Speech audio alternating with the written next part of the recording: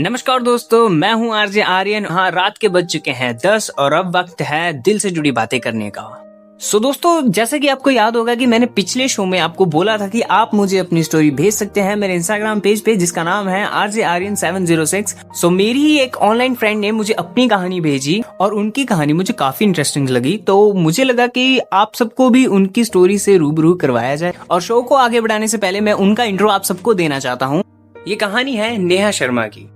नेहा शुरू से ही दिल्ली की रहने वाली थी। वो अपने पेरेंट्स की सिंगल चाइल्ड थी। नेहा के फादर एक कॉर्पोरेट ऑफिस में जॉब करते थे और नेहा की मदर हाउसवाइफ थी। नेहा के फादर का शुरू से ही सपना था कि उनकी बेटी एक दिन बहुत बड़ी कंपनी में जॉब करे और वो भी अपने फादर का सपना पूरा करना चाहती थी। इसीलिए उसके पेरेंट्स उसकी एडमिशन दिल्ली यूनिवर्सिटी में करवा देते हैं। नेहा भी काफी खुश थी।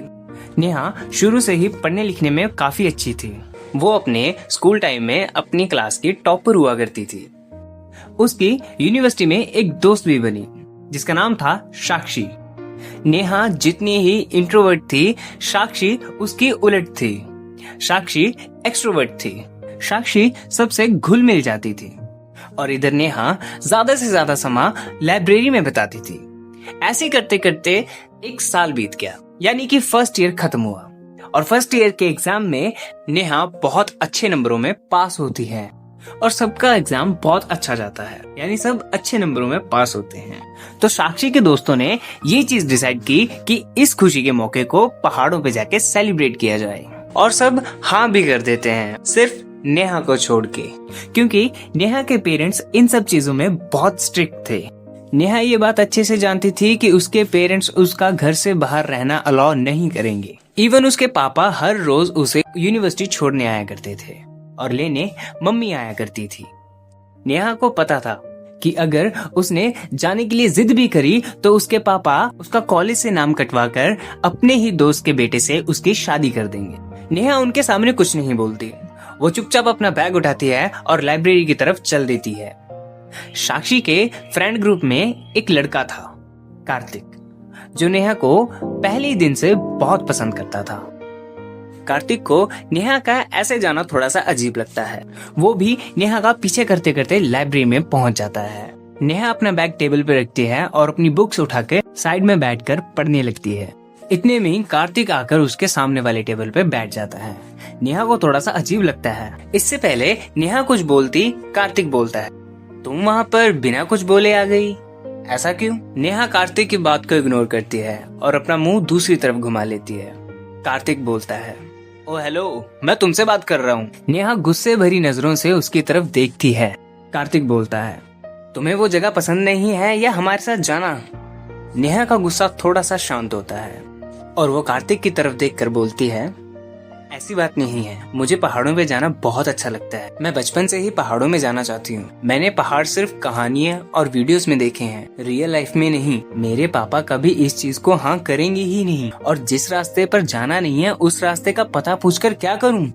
कार्तिक ये बात सुन के हंस पड़ता है और बोलता है, बस इतनी सी बात? नेहा बोलती है, तुम मेरे पापा को नहीं जानते। अगर उनको पता चला मैंने तुम जैसे लड़कों से बात की है तब भी वो मेरा कॉलेज आना बंद करवा देंगे। कार्तिक बोलता है, कोई बात नहीं, तुम्हारे पापा से मैं खुद बात करूंगा। नेहा थोड़े गुस्से में बोलती है, ओ प्लीज ऐसा करने की सोचना भी मत। पीछे से टीचर की आवाज आती है, साइलेंस, ये लाइब्रेरी है, चिड़ियाघर नहीं। नेहा टीचर को सॉरी बोलती है और कार्तिक को गुस्से भरी नजरों से देखने लगती है। नेहा गुस्से में अपना बैग पैक करती है और लाइब्रेरी से बाहर आ जाती है। कार्तिक भी उसका पीछा करते करते लाइब्रेरी के बाहर आ जाता है और बोलता है, मैं आज शाम को तुम्हारे घर आऊंगा। नेहा इस चीज पर कोई रिएक्ट नहीं देती। वो सीधा चलती रहती है और जाके यूनिवर्सिटी के गेट के बाहर खड़ी हो जाती है, क्योंकि उसकी मॉम के आने का वक्त हो चुका था। देखते ही देखते उसकी मॉम भी आ जाती है।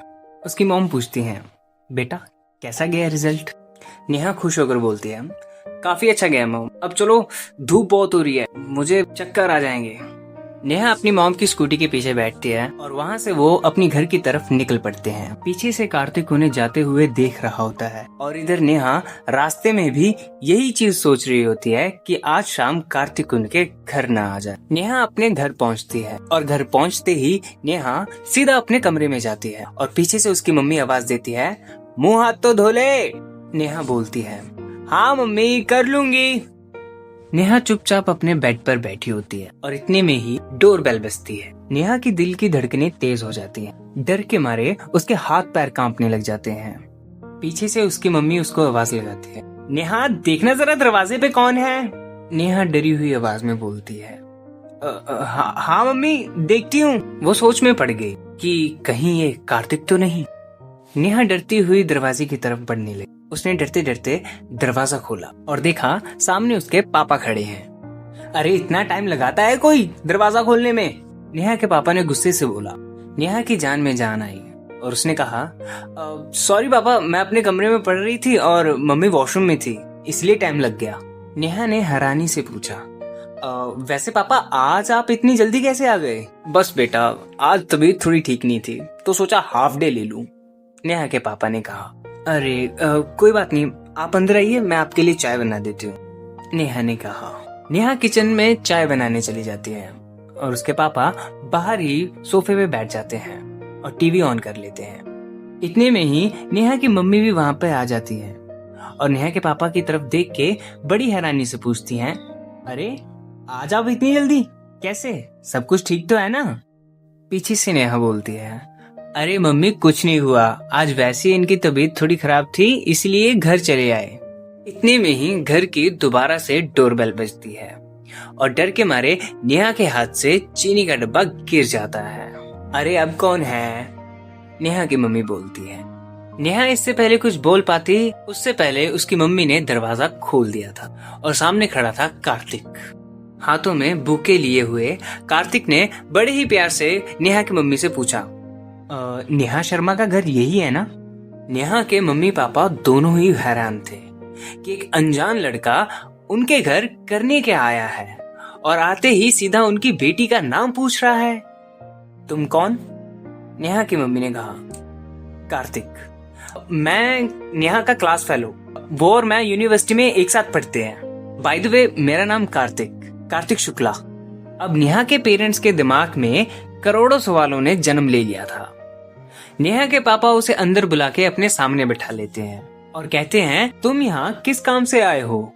कार्तिक बोलता है, देखो अंकल, मैं आपसे घुमा फिरा के बातें तो नहीं करूंगा, पर साफ सीधी बात कहूंगा। मैं आपसे एक परमिशन लेने आया हूँ। परमिशन इस चीज की कि क्या आप नेहा को हमारे साथ पहाड़ों की ट्रिप पे भेज सकते हैं? कार्तिक का ये सवाल सुनते ही नेहा के पापा नेहा से पूछते हैं कि क्या तुम इस लड़के को जानती हो? नेहा नाम में सिर हिला देती है। नेहा के पापा बोलते हैं, मैं अभी पुलिस को फोन करता हूँ, मैं तुम्हारे जैसे लफंगों को अच्छे से जानता हूँ। कार्तिक हंसते हुए खड़ा होता है और बोलता है, शायद आपकी बेटी मुझे नहीं जानती, पर मैं आपकी बेटी को अच्छे से जानता हूँ। मैं ये भी जानता हूँ कि आपकी बेटी को पहाड़ कितने पसंद हैं और वहां पर घूमना कितना पसंद है। शायद आप भी ये चीज नहीं जानते। नेहा चुपचाप अपनी नजरें नीचे करके ये सब सुन रही होती है। नेहा के पापा बोलते हैं, मेरी बेटी को क्या पसंद है क्या नहीं, ये फैसला करने वाला तू होता कौन है? और मेरी मर्जी, मैं अपनी बेटी को भेजूं या ना भेजूं, तू जबरदस्ती करने वाला होता कौन है? कार्तिक बोलता है, देखो अंकल, आप एक बार अपनी बेटी से ही पूछ लीजिए कि उसे पहाड़ों में जाना कितना पसंद है। शायद उसके चेहरे की खुशी ही आपको सच्चाई बता दे। नेहा के पापा नेहा की तरफ देखते हैं और कार्तिक टेबल पे पड़ा हुआ रिमोट उठाकर एक सॉन्ग प्ले करता है। ये नेहा को बहुत हिम्मत मिलती है और वो अपने पापा से बोलती है, पापा मैंने आज तक आपसे कुछ नहीं मांगा, मैंने आपके सपने को अपना सपना समझा। आपने कहा दोस्त नहीं बनाने, मैंने 12th तक कोई दोस्त नहीं बनाया, पर यहाँ पर आके मुझे ऐसे दोस्त मिले हैं जो मुझे समझते हैं, मेरे अंदर की फीलिंग को जानते हैं। पापा प्लीज मुझे मेरी जिंदगी के 4 दिन दे दीजिए, मैं आगे से आपसे कुछ नहीं मांगूंगी। नेहा के पापा सोफे पे बैठ जाते हैं और बोलते हैं, कब और कहाँ जाना है? ये बात सुनते ही नेहा और कार्तिक के चेहरे खुशी से खिल उठते हैं। नेहा भागकर अपने पापा के गले मिलती है और नेहा के पापा नेहा से कहते हैं, मुझे माफ करना बेटा, मैंने तुझे पहचानने में देर कर दी। पीछे से कार्तिक बोलता है, हम आज रात धर्मशाला के लिए निकलेंगे, तुम चाहो तो मैं तुम्हें पिक करने आ जाऊंगा शाम को। नेहा की मम्मी पीछे से बोलती है, अरे पहली बार आए हो बच्चा, चाय पानी तो पी के जाओ। कार्तिक बोलता है, नहीं आंटी, अभी जाके पैकिंग भी करनी है, सो फिर कभी। नेहा अपने कमरे में जाके अपना बैग पैक करती है और कार्तिक शाम 8 बजे उसे लेने आ जाता है। वो दोनों उस स्पॉट पर पहुंचते हैं जहां सब इकट्ठा होने वाले थे। कुछ देर में बस भी आ जाती है। नेहा बस की विंडो सीट लेती है और कार्तिक उसके पीछे वाली सीट। नेहा के चेहरे पे अलग ही खुशी थी। दोस्तों, नेहा पहाड़ों में जाके वो सब चीज करती है जो उसने कभी सोचा था। Bungee jumping, paragliding, bonfire, trekking, ये सब चीजें करके उसे बहुत खुशी मिलती है। वो अपनी लाइफ का सबसे बेस्ट टाइम पहाड़ों में बिताती है और कार्तिक उसे सबके सामने प्रपोज कर देता है और इधर नेहा भी उसका प्रपोजल एक्सेप्ट कर लेती है। दोस्तों, ये कहानी थी मेरी ऑनलाइन फ्रेंड्स नेहा शर्मा की। आई होप सो कि आपको भी ये कहानी अच्छी लगी हो। दोस्तों, अगर आपके पास भी कोई ऐसी कहानी है तो आप मुझे भेज सकते हैं मेरे इंस्टाग्राम पेज पे जिसका नाम है RJ Aryan706। आप मुझे वहां पर फॉलो कीजिए, मुझे DM कीजिए। हो सकता है मैं नेक्स्ट वीक आपकी कहानी के साथ यहाँ पर मिलूं।